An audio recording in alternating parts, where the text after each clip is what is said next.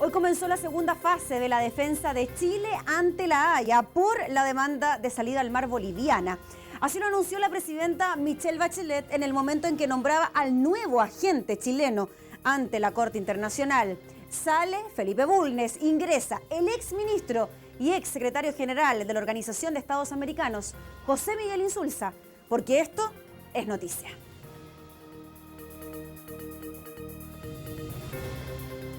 Analizamos esta noticia que se registró hace tan solo unas pocas horas, en horas de la tarde. La presidenta daba a conocer esta información. Analizamos entonces el futuro de nuestro equipo jurídico chileno con Juan Francisco Coloane. Juan Francisco, muchas gracias por acompañarnos. Buenas tardes, Gabriela. ¿Era esperable una reacción así por parte de nuestra Cancillería de hacer este cambio fundamental en la defensa ante la Haya por la demanda marítima? Esperable, absolutamente, porque de alguna manera se había creado, el mismo Bulnes ahora en la conferencia de prensa lo declaró con mucha franqueza y honestidad. No sé si fue apropiado decirlo a los medios con esa franqueza. Cuando él habló de la falta de cohesión, pérdida de cohesión frente a opiniones desiguales sobre la competencia, sobre lo que determinó la Corte sobre la competencia marítima. Exactamente, usted lo ha dicho con mucha propiedad y con precisión. Ese tema es central y por eso el cambio. Ahora, él lo dice en un momento complicado. ¿Por qué? Porque resulta que Bolivia ha seguido con su estrategia marcadamente política y además con esa estrategia clara de recuperación territorial. Y se coloca a un personaje que tiene dos características fundamentales, más allá de su capacidad política, una persona catalogada como brillante por muchos analistas, inteligente, etcétera, etcétera. Pero más allá de eso, José Miguel Insulza representa simbólicamente dos elementos, más allá de la OEA. Representa el personaje que como ministro de Relaciones Exteriores trajo a Pinochet a Chile. Pero eso puede tener una lectura positiva y una negativa. Tiene una doble lectura, pero tiene una lectura en el sentido de que se jugó por el Estado chileno, en el sentido de que el general o el ex general fuera juzgado en Chile y lo trajo después de una negociación. Bueno, cosa que finalmente no ocurrió, pero esa ya es harina de otro costal. Exactamente. Y el otro simbolismo es que mucha gente, y los analistas internacionales en general, y muchos incluso tendientes de la misma línea política, de centro-izquierda o socialdemócrata de Insulza, le criticaron su rol en la OEA por ambigüedades respecto a Morales, respecto a Maduro, respecto a los disidentes, ¿no es cierto?, de izquierda, por decirlo de alguna manera, en América Latina. Y en relación a lo que ocurre con la presencia de nuestro país a nivel latinoamericano, con este cambio de estrategia, por decirlo de alguna manera, ¿no da cuenta de que no sabemos bien por dónde va el camino de la defensa de nuestro territorio ante la Haya? Tenemos a un jurista como Felipe Bulnes, cambiamos por un político como es José Miguel Insulza. ¿Esto podría ser conveniente hasta para los desafíos bolivianos? Sí, es una rovechata, como se dice en italiano. Una vuelta de carnero, una vuelta en 180 grados, de lo estrictamente jurídico, con algunas características de equipo político, a un equipo encabezado por un político por excelencia 100%. ¿Cambia todo lo que se hizo anteriormente entonces en materia de defensa? José Miguel Insulza, por ejemplo, ¿no habría solicitado la incompetencia de la Corte frente a una demanda como la boliviana? No es una determinación de él, este es un trabajo colectivo, es un trabajo en equipo. Yo creo que el canciller lo definió muy bien. Es una nueva etapa y la persona elegida para esta nueva etapa, que es un trabajo colectivo, insisto, jurídico y político, él encabezaría mejor los intereses de Chile. Felipe Bulnes decía que había una pérdida de cohesión. ¿Usted cree que él no supo dar a conocer bien aquel mensaje que la Corte se declarara competente para analizar el caso de la demanda boliviana? ¿Fue un fracaso y no un triunfo como él lo planteó en un primer momento? Yo creo que él fue muy explícito hoy día. Dijo, aquellos que criticaron y que piensan que fue una derrota no entendieron el fallo, no quisieron leer el fallo en sus estrictos términos jurídicos. Pero fue una derrota para la defensa de nuestro país, que planteó desde un primer momento que la Corte no era competente y la Corte dice, a ver señores, yo sí soy competente. No, eso no es una derrota. Chile no podía restarse, tenía que ir, pero tenía que ir con ese argumento. Y eso es lo que no han entendido los políticos.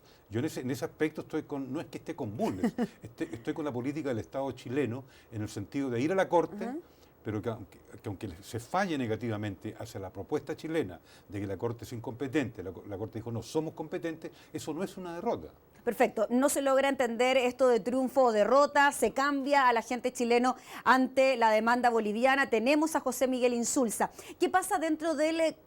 Sí, vamos a escuchar lo que dijo la presidenta y después seguimos analizando lo que ocurrió durante esta tarde, también las declaraciones por parte de los agentes involucrados.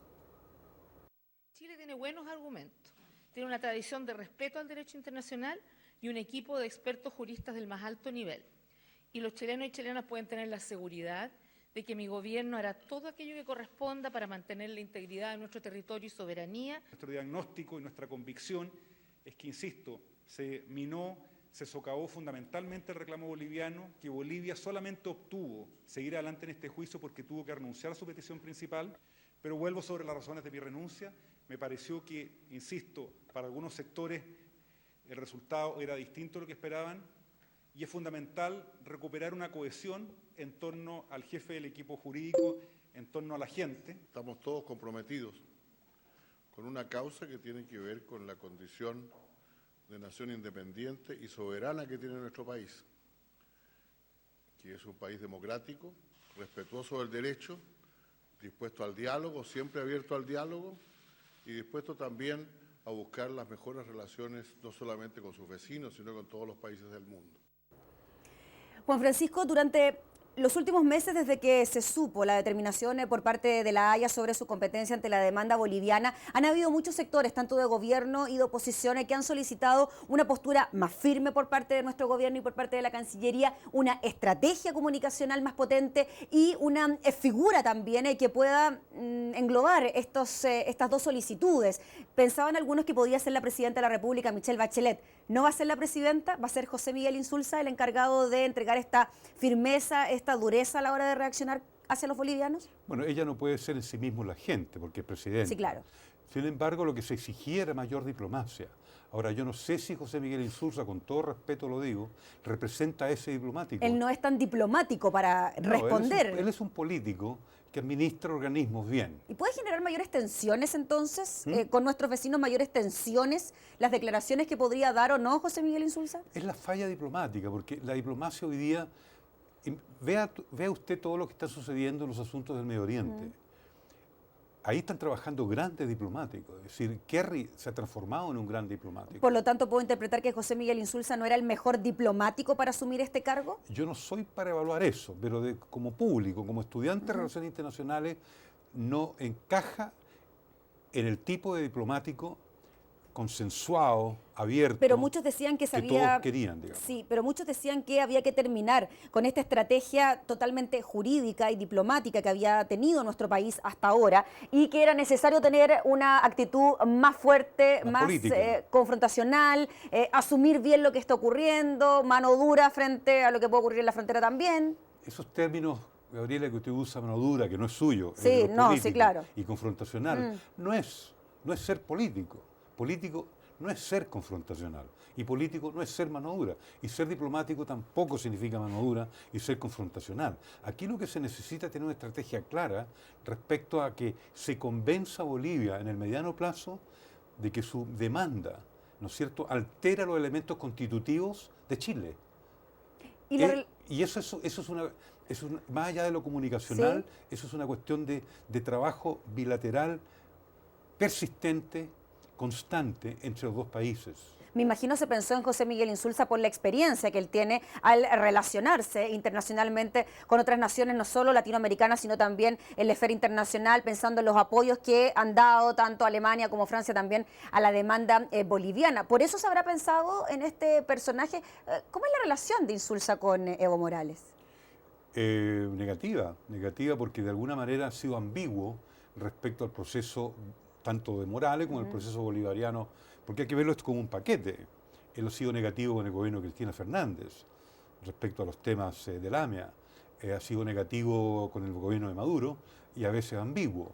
Por lo tanto, ha tenido una actitud ambigua y ha sido muy criticado por los sectores anti-Maduro, anti-Morales, ¿no es cierto?, que ha sido ambiguo, y por los sectores que son pro-Maduro, pro-Morales, también lo consideran que ha sido ambiguo. ¿Usted cree que entonces poner a José Miguel Insulza en este puesto tan importante es más bien una señal interna que externa? ¿A qué me refiero con esto? Que los chilenos necesitan una persona dura que está a la cabeza de encabezar esta defensa de Chile ante la Haya? Sí, interno usted lo ha dicho muy bien, en el sentido de que una persona que al Estado chileno le ha respondido bien y ha sido responsable respecto a los intereses del Estado. Ahí no hay ninguna duda.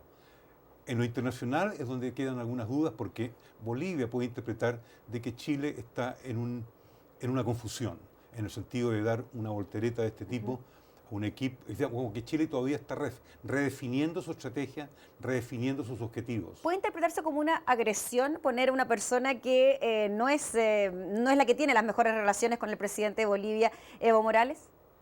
No es que no tenga las mejores relaciones, pero yo creo que es un poquito ostentoso poner al ex secretario general de la OEA, un organismo que no está muy prestigiado, en este cargo. Es mi opinión personal. ¿Y qué pasa con la figura del canciller, Heraldo Muñoz? ¿Queda en un segundo lugar frente a una figura tan potente como la de José Miguel Insulza? No.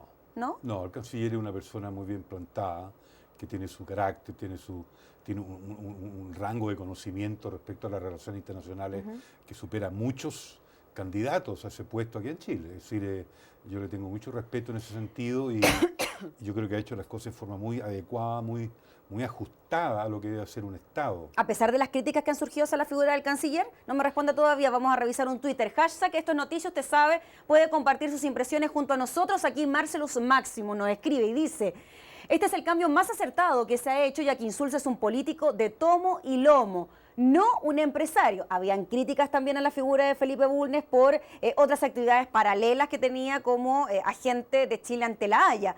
Esa es la impresión, ¿no?, que se genera en nuestro país, un político de tomo y lomo tomando las riendas de lo que es la demanda boliviana. Sí, puede ser acertado eso.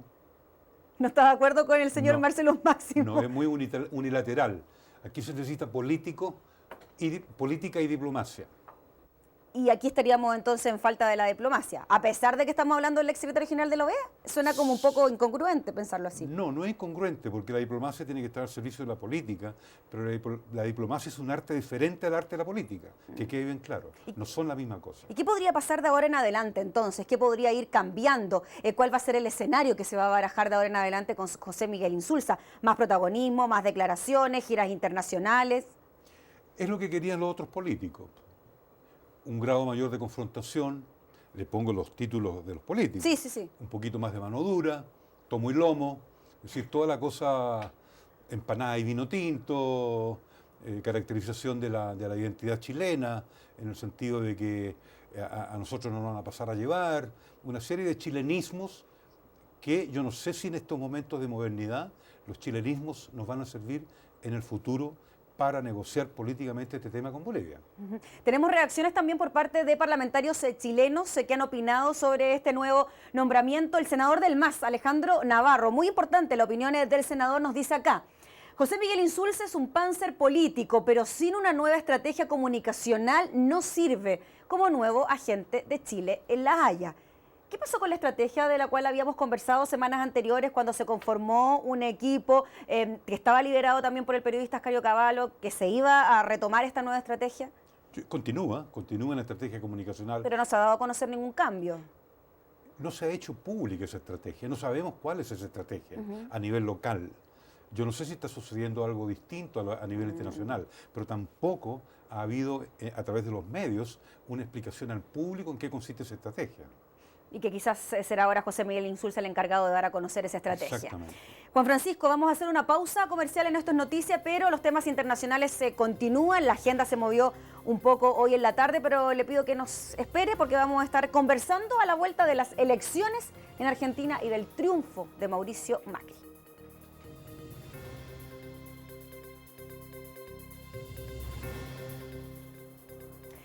2,8 puntos separaron a Mauricio Macri de Daniel Scioli en las elecciones presidenciales argentinas. 700.000 votos solamente de más para el candidato de la oposición que después de 12 años logró sacar al kirchnerismo de la Casa Rosada. Un gobierno que se inicia este próximo 10 de diciembre y que no tiene una tarea fácil. Mauricio Macri no cuenta con mayoría en el Congreso. Recibe un país dividido tras las elecciones, con un crecimiento económico apenas superior al 0% y una inflación que supera el 20%. Juan Francisco Colobane ya nos acompañaba en el bloque anterior, ahora para analizar el futuro del país trasandino. Juan Francisco, ¿Cambia mucho la situación política, económica y social en Argentina tras el triunfo de Mauricio Macri? Tiene que ser muy gradual todo. Además que el triunfo es estrechísimo. El dato clave es esa minoría, esa exigua diferencia. Esos 700.000 votos de diferencia, no Claro. hacen ni siquiera el millón de votos. Claro, son los de Córdoba, que fue aplastante el triunfo de Macri, 71 contra 30, algo así, 70 contra 30, y también no se esperaba, digamos, se esperaba que en provincia de Buenos Aires, territorio de Scioli, la diferencia fue a más de 3%, fue apenas 2,5%. Entonces, por lo tanto, el triunfo determina la respuesta que usted quiere, en el sentido de que va a ser muy, muy complicado, en el sentido de que va a ser un proceso de negociación que va a tener que Macri no va a gobernar, va a tener que negociar. Y va a tener que estar muy de cerca con los grupos de oposición que finalmente fueron quienes los llevaron al poder. Él no solo representa a la derecha argentina, sino más bien representa a la oposición al gobierno de la presidenta Cristina Fernández. Con muchos peronistas detrás también. Y eso llama mucho la atención porque escuchaba hoy en la calle a militantes peronistas de años y ellos decían, a ver, aquí no fue una derrota del peronismo, aquí fue una derrota de los dirigentes del peronismo, de quienes estaban en el poder, que no salieron a la calle, que no salieron a las bases y responsabilizaban a la misma Cristina por no entregarle el apoyo a Daniel Scioli. Exactamente, fue fragmentado el peronismo. Si no hubiera sido por esa situación, habría salido otro candidato, Scioli no habría salido en ningún caso, porque habían problemas internos dentro del peronismo por haber elegido a Scioli. Ese fue un problema fundamental. No era el candidato de la presidenta, eso lo sabían todos los argentinos. Por lo tanto, hubo una situación de límite que jugó el peronismo, la carta de Scioli, y donde efectivamente ahí fue un fracaso. Mauricio Macri promete el cambio. Quizás hay muchas expectativas frente a este cambio tan esperado por el 52% de los argentinos. No, vamos a lo macro. Es decir, él representa el modelo que yo llamo no neoliberal, sino neoconservador, el modelo actual que es asfixiante, porque no se regula, porque concentra riqueza, tanto en lo económico, y concentra también poder político. Él representa la restauración de ese modelo, que le va a costar mucho hacerlo. Digamos, si usted lee las editoriales de New York Times, Le Monde, El País, todas las personas anti-Cristina Fernández, anti-kirchnerismo, es claramente que es un triunfo de la derecha y del conservadurismo con el apoyo de un sector de derecha de la socialdemocracia argentina contra la izquierda. Es decir, el New York Times es muy claro, perdió la izquierda, ganó la derecha. No hablemos con eufemismo, es así. ¿Y se van a acostumbrar los argentinos a vivir con este nuevo modelo político, económico y social, pensando en que hubo 12 años de kirchnerismo y décadas de gobierno de los peronistas? Es muy difícil que lo reimplante. Es muy difícil. Y pensando en aquellos gobiernos fallidos que hubo antes de la era del kirchnerismo, que no duraron más de algunos meses, ¿podríamos estar frente a un escenario de esas características? Eso no creo. No creo. Yo creo que Macri yo creo que esta alianza que ha propuesto con la Unión Cívica Radical, sectores del peronismo, puede que se mantenga, pero eso se va a estar viendo de acuerdo a las propuestas que él vaya, ¿no es cierto?, anunciando y tratando de implementar. Depende mucho cómo va a ir negociando. Por eso digo, la gobernabilidad en Argentina va a depender del nivel y la capacidad de negociación que tiene esta nueva alianza por el cambio respecto a esa fuerte oposición. No se olvide que si hubiera posibilidades de reelección, Cristina Fernández habría sido reelegida. Sí, a mí no me cabe la menor duda que el rechazo es al candidato y a cierto sector de dirigentes peronistas. Tenemos un tweet, hashtag Esto es Noticia, usted lo sabe, puede opinar junto a nosotros, vamos a verlo acá en nuestra pantalla. Cristian Delgado nos escribe: el triunfo de Macri será una buena oportunidad de equilibrar las arcas argentinas y una nueva gestión con los países vecinos. Alternancia en el poder, decían hoy los argentinos frente al triunfo de Macri. ¿Puede ser una buena alternativa? Sí, alternancia en el poder es un elemento importante dentro de la democracia republicana representativa. Sin embargo, cuando hay niveles de polarización a los que se ha llegado en Argentina, es decir, es muy difícil. La gente dice, es mejor que un triunfo aplastante de Macri, es mejor un triunfo estrecho. Es relativo, puede que un triunfo estrecho sea precisamente la clave de una polarización. Ahora, ese Twitter es adecuado desde el punto de vista de que va a haber un nuevo tipo de estilo, un nuevo tipo de gestión. Macri sí podría tener la oportunidad, hay que ser abierto en esto, de poder negociar una paz, ¿no es cierto?, a esa situación de polarización aguda que se que se formó en Argentina, en donde el país no funcionaba porque habían dos fuerzas que se contraponían y no dejaban que el país funcionara. En ese sentido, tanto oposición como Macri pueden tener un tipo, ¿no es cierto?, de acuerdo negociado positivo para que el país funcione. Muy bien, pues Juan Francisco, le queremos agradecer por compartir con nosotros esta tarde estos dos temas que por supuesto marcan la agenda y veremos cómo le va entonces a Mauricio Macri en este gobierno que se inicia los primeros días de diciembre. Que esté muy bien. Gracias. Hacemos pausa comercial, volvemos enseguida con más de Esto es Noticia. Quédese.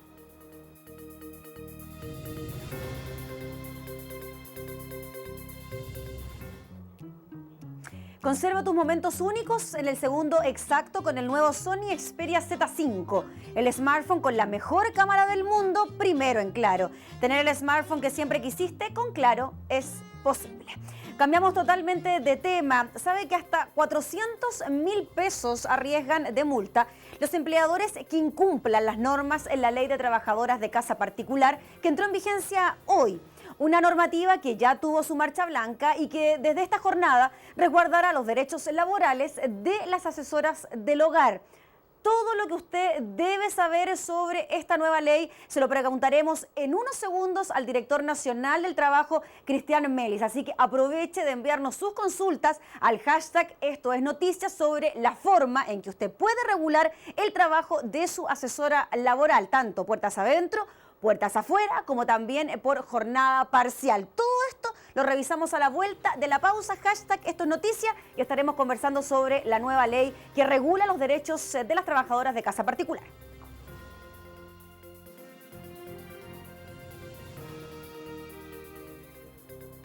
Ya lo habíamos anticipado antes de la pausa, estamos con el director nacional del trabajo, Cristian Melis, así que desde ya puede escribirnos al hashtag Esto es Noticia todas sus consultas sobre la nueva ley de empleadas de casa particular. Muchas gracias, director, por acompañarnos. No, gracias a ustedes. La ley desde hoy comienza a regir, pero podríamos decir que anteriormente estuvo en un periodo de marcha blanca para adecuarse a los contratos, a las nuevas normativas. Lo que pasa es que hubo una aplicación diferida y una entrada en vigencia diferida. Una parte de la ley entró en vigencia el 1 de enero de este año y la última parte entró ya totalmente en vigencia en el día de hoy. Ok, y esta ley rige, para que quede clarísimo, tanto a las trabajadoras puertas adentro como puertas afuera, como también por jornada parcial. Todo tipo de contratos, sea puertas adentro, puertas afuera, jornada completa, jornada parcial, contratos por obra, se le aplican las mismas reglas, obviamente con algunas salvedades, pero se le aplican las mismas reglas generales a este tipo de trabajadores. Partamos entonces por de menos a más. Las trabajadoras de jornada parcial, aquellas que van 1 o 2 veces por semana a hacer el aseo en una determinada casa, pueden tener más de 2 o 3 casas en una semana. ¿Con todos estos empleadores, esta trabajadora debe tener un contrato? Sí, con cada uno de los empleadores debe tener un contrato de trabajo y el límite en el caso de las trabajadoras puertas afuera, que son las que trabajan normalmente de jornada parcial, de 45 horas, que una de las novedades de la ley a partir de hoy día es que se rebajan la jornada de 72 a 45 horas.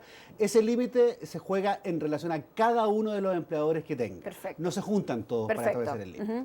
Y en ese caso, pongámonos con el ejemplo de un empleador con una trabajadora que va 1 o 2 veces por semana. Ahí se debe hacer un contrato y además se le deben pagar las imposiciones. Sí, con cada uno de los empleadores, contrato de trabajo, debe ingresarse e inscribirse en la página web de la Dirección de Trabajo y se deben pagar las cotizaciones provisionales correspondientes. ¿Qué pasa si como empleador me encuentro con el escenario de que la misma asesora del hogar me diga, ¿sabe qué? Yo no necesito contrato, nunca me impuesto, yo necesito esa plata para mí, para el día a día? Sí, a ver, eso es común, no es infrecuente escuchar, sea porque eso significa más dinero líquido para la trabajadora o sea porque eventualmente puede perder beneficios sociales, incluso la trabajadora, ¿no? A ver, la obligación es del empleador y el empleador está obligado a tener contrato de trabajo y, ojo, está obligado a cotizar por lo que realmente gana la trabajadora. No por el mínimo. Y no por el mínimo como se usa a veces a petición de las propias trabajadoras. La obligación siempre es del empleador y quien se expone a las multas es el empleador. Cuando tenemos una jornada parcial y se paga semanalmente y no se logra ni siquiera el mínimo por parte de un propio empleador, ¿cómo se hace ahí el pago de las imposiciones? Lo que se hace en las jornadas parciales se calcula el ingreso mínimo en este caso de forma proporcional. Es decir, se paga el ingreso mínimo proporcional. y por lo tanto se tendrá que cotizar en base a eso que ingreso. se está pagando de forma proporcional. Perfecto, seguimos avanzando. ¿Qué pasa con las trabajadoras de casa particular puertas afuera? Aquellas que tienen una jornada de lunes a viernes o de lunes a sábado con horario desde la mañana hasta la tarde. En ese caso, la ley establece primero la rebaja, y esa es la novedad, como le decía, de 72 horas, que era lo que podía trabajar hoy día, 12 horas diarias durante 6 días, entonces en el tope podían trabajar 72 horas. O sea, había, por supuesto, trabajadores que se levantaban 6 de la mañana, armar desayuno y terminaban acostándose a las 12 de la noche sirviendo la cena. Sin duda, y por lo tanto hay una rebaja a 45 horas. Por lo tanto, hoy día, si trabaja 5 días, normalmente va a trabajar 9 horas. Si trabaja 6 días, normalmente va a trabajar 7,5 horas diarias. En este caso, ellas tienen derecho al día domingo, y el domingo es irrenunciable. Ellas no pueden trabajar el día domingo, al igual que las trabajadoras puertas adentro. Y además, respecto a este tipo de trabajadoras, recuerda usted que la ley a partir del 1 de enero prohibió el uso de delantales en lugares públicos. Sí. Prohíbe imputar a la remuneración, el alojamiento, la alimentación de esta trabajadora. Por lo tanto, esas son las reglas que tiene la trabajadora puertas afuera. Director, una trabajadora que tiene un horario desde las 8 de la mañana hasta las 5 de la tarde, si es que no me equivoco, para calcular 45 horas en un trabajo de lunes a viernes. Si el empleador necesita salir a comer con la señora, que cuidan a los niños hasta más tarde, ¿de qué forma yo puedo arreglármelas con la asesora del hogar para que ese horario se pueda extender? A ver, la propia ley contempla la posibilidad, a partir del día de hoy, la posibilidad de establecer y convenir entre empleador y la trabajadora un banco de horas extraordinarias, 15 a la semana. En consecuencia, yo tengo 15 horas a la semana como horas extraordinarias, por lo tanto se pagan como horas extraordinarias que puedo hacer uso de común acuerdo entre la trabajadora y la empleadora. Obviamente podría pasar un día, trabajar 2, 3, 4 horas dependiendo de la jornada que tenga la trabajadora. Lo que no puede pasar es que sumando la jornada ordinaria y la extraordinaria me pase de las 12 horas al día. Perfecto. ¿Y estas horas extraordinarias se pueden utilizar un día domingo?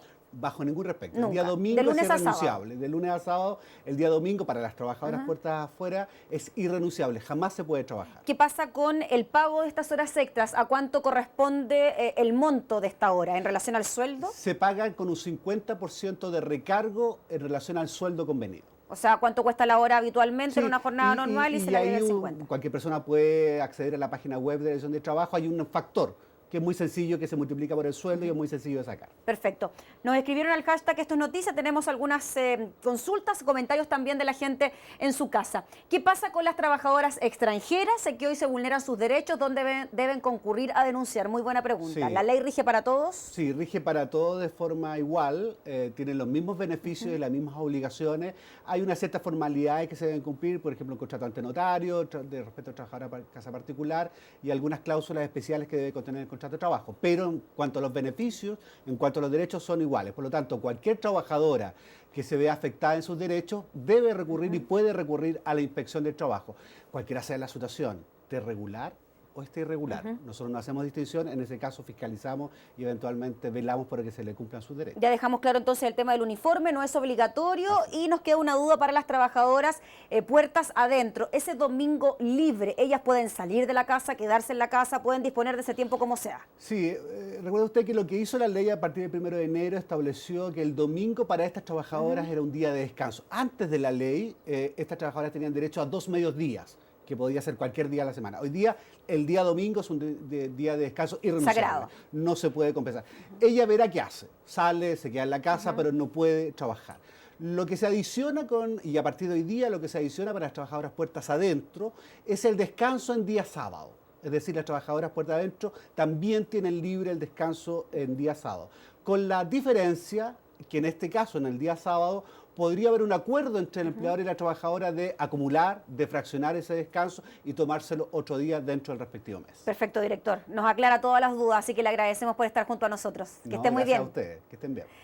No se olvide, tenemos un consejo para usted. La Teletón nos viste del mismo color, sonreímos y gritamos juntos de emoción y orgullo. Nos permite ir por todas partes entonando la misma canción. La Teletón Es una larga cadena de voluntades que hacemos todos y que une a los chilenos. Recuerda, este 27 y 28 de noviembre la Teletón la hacemos todos. Y con este mensaje ya nos comenzamos a despedir. Quedan solo 4 días para la Teletón. No lo olvide, durante toda esta semana se lo estaremos recordando. Gracias por informarse con nosotros. Que esté muy bien, que tenga una excelente noche. Nos reencontramos mañana.